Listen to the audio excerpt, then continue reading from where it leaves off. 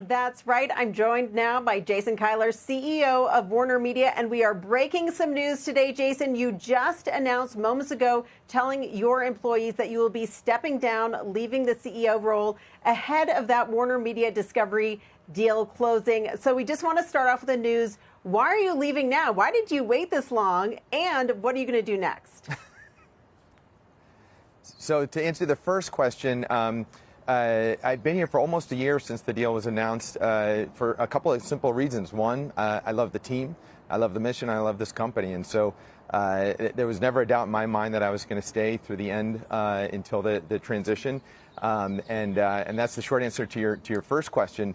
The second question, I don't have any grand proclamations. Obviously, I'd be happy to talk to you about that at the right time. I'm not going to a beach to go and reflect or retire. And I'm very excited about what comes next. But right now I'm focused, obviously, on WarnerMedia.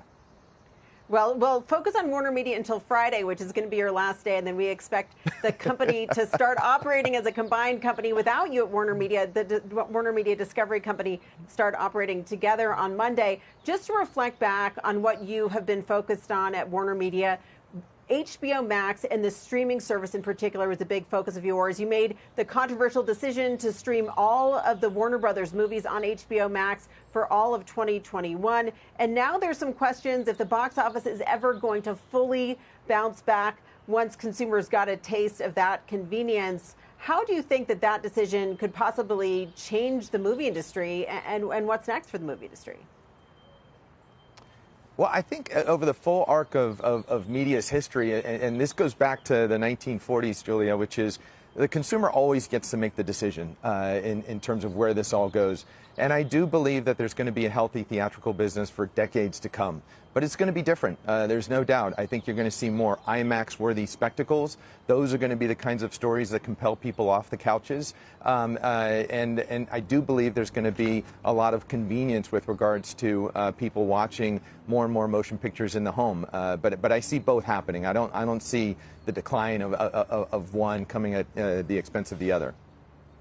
One other streaming service that you oversaw the launch of was CNN Plus. Jeff Zucker left, and you pushed out the launch of CNN Plus right ahead of this deal with Discovery closing, even though we know that Discovery is going to be offering a bundle of streaming services. You move forward with a plan to launch this separately. Are you concerned this could undermine the potential for this to be rolled into a bundle? And why did you go forward with this launch now rather than waiting?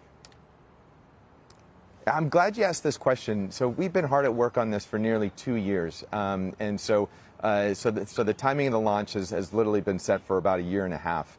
And it's very similar to a question, which is why launch HBO Max? And you launch these things because they're in many ways the future of the business. The vision for CNN Plus has always been twofold, which is to have a standalone service for those folks that are interested in a news product like CNN Plus, but also have the ability to have it bundled into HBO Max, where you're able to purchase CNN Plus and be able to consume it either as a standalone app or as part of HBO Max. So that's always been the vision, and that hasn't changed, and I suspect that won't change with Discovery. Well, speaking of your streaming strategy, we've recently seen Disney announce that it's going to do an ad-supported option. There's even been talk that Netflix, which has avoided ads for years, could even possibly be considering an ad-supported option. HBO Max has an ad-supported option, but do you wish you had launched it sooner? And do you think advertising is going to be essential to success in the streaming wars going forward?